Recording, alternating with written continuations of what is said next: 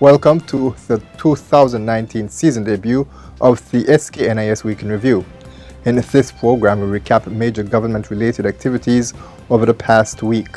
Coming up, Prime Minister Harris updates the nation on matters of national importance, including the extended stay of RSS forces, a $60 million health and wellness center to be built at Christoph Harbor, Fire Department modernizing to meet challenges of a progressive federation, and Ivan Buchanan, the longest-serving Speaker of the National Assembly, passes away.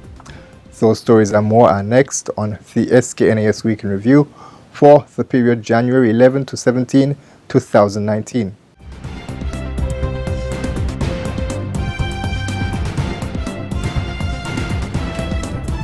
Hello and welcome.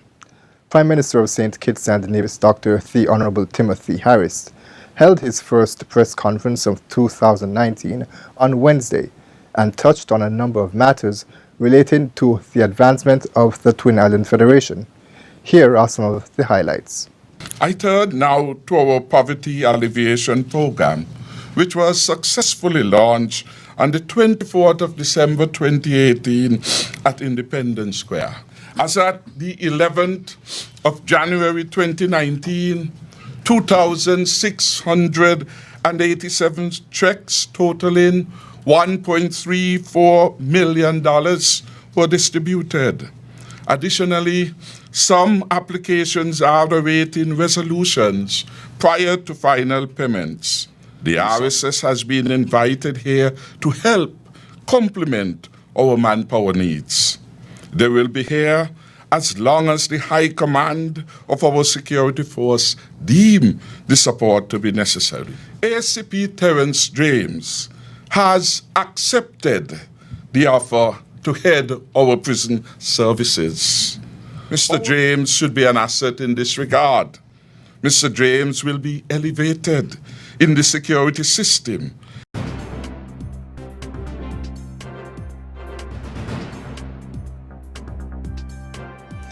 23 members of the Royal St. Christopher Nevis Police Force participated in a 5-day training on close protection, which is designed to keep high-valued individuals, such as dignitaries, safe.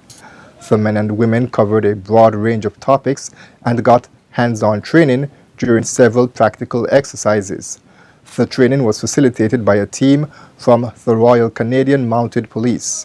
One of the instructors, Jennifer LaSalle, gave an overview of the training. We did a bunch of stuff, so we had trauma care, we had different close protection formations, scenario-based training, we had tactical shoots, we have motorcade training tomorrow around the police academy. So just a big, just a general idea of what close protection means. Participant Constable Ian Hanley said he was grateful for the advanced training opportunities. The training is timely as we have CARICOM heads coming in next month, so all this training will be put into practice. It's very intense, it's very hard work, and at the same time you're putting your life in the line for your country, so it's been going very good.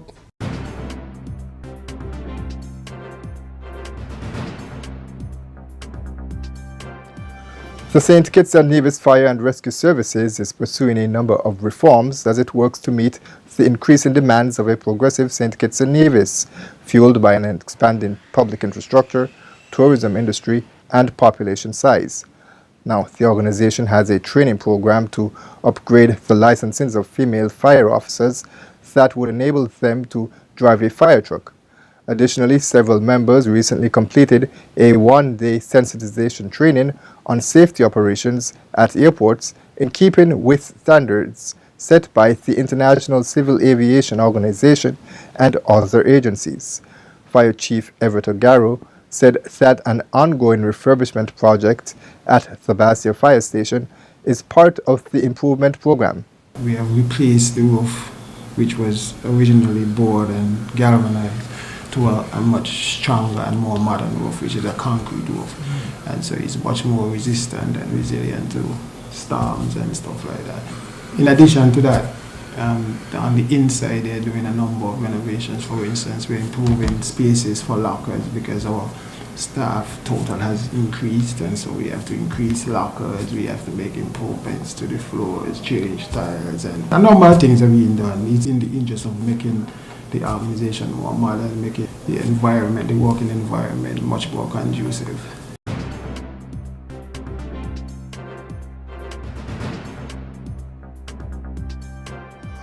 Water's Anchor Medical Institute is the name chosen for a new state-of-the-art health and wellness center that will be constructed at Christophe Harbor on the southeast peninsula. Work on the $60 million facility is expected to begin in the second quarter of 2019. The Institute's brand officer, Mary Miller, spoke to the type of services that will be offered to patients from St. Kitts and Nevis and further afield.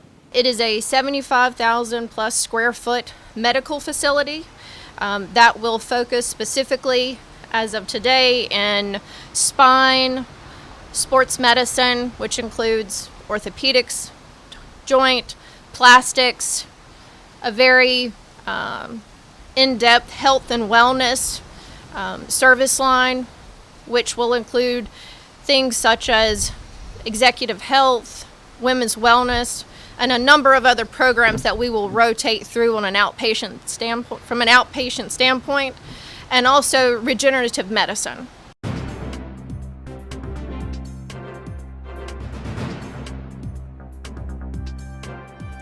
The St. Christopher Air and Seaports Authority is reporting that some 149,871 passengers arrived in St. Kitts in 2018 via the R.L. Bradshaw International Airport. The number is 9,533, or 7% higher than figures recorded in 2017. Regarding cruise tourism, the organization said that there were 1,103,571 cruise passenger arrivals in 2018. This is an increase of 44,909 passengers when compared to statistics from 2017. While reflecting on the record air arrivals, Prime Minister Dr. The Honorable Timothy Harris said government will take a second look at the port of entry and exit. Our administration must seriously determine the next steps in the modernization and expansion of our airport. And indeed, we started that conversation at our cabinet meeting only Monday. In the interim, the St. Christopher Air and Seaport Authority and related departments such as tourism, immigration and customs will work cooperatively and collaboratively with the other stakeholders to determine and implement measures to enhance the customer experience at our airport as a matter of urgency.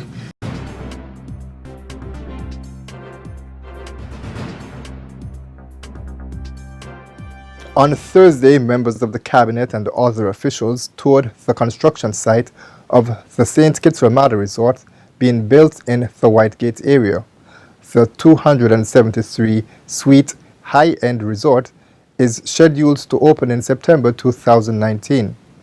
CEO and Managing Director of the Whitegate Development Corporation, Mr. Ellis Hazel, said the construction is progressing smoothly and is generating a number of employment opportunities for locals. It is likely to grow into the largest construction site in the entire Eastern Caribbean in another couple of months with the pursuit of Phase 2. Phase 2 of the project would include possibly 2 other hotel sites, a series of luxury villas, I'm told very ultra-luxury villas, further condo units, and would really lead to the true transformation of the Whitegate area.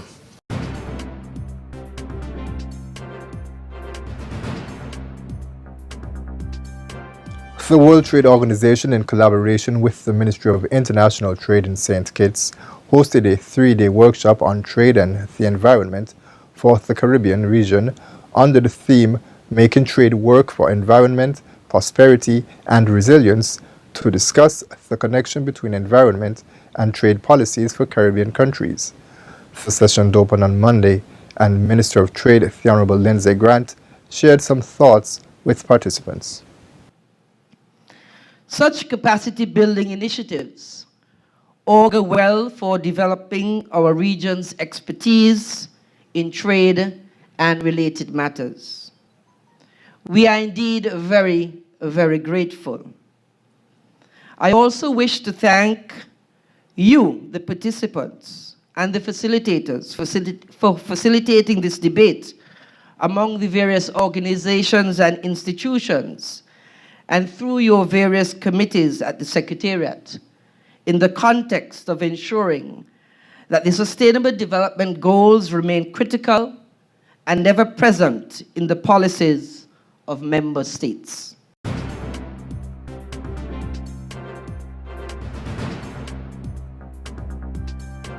And finally, we leave on a bit of a somber note, as it was announced this week that Ivan Charles Buchanan, former Speaker of the National Assembly, has passed away at the age of 97. Mr. Buchanan was a civil servant for 27 years, having served in the fields of education and health. He served as Speaker of the National Assembly from 1985 to 1995 and has the distinction of being the longest-serving Speaker of the House. We extend condolences to his family and friends.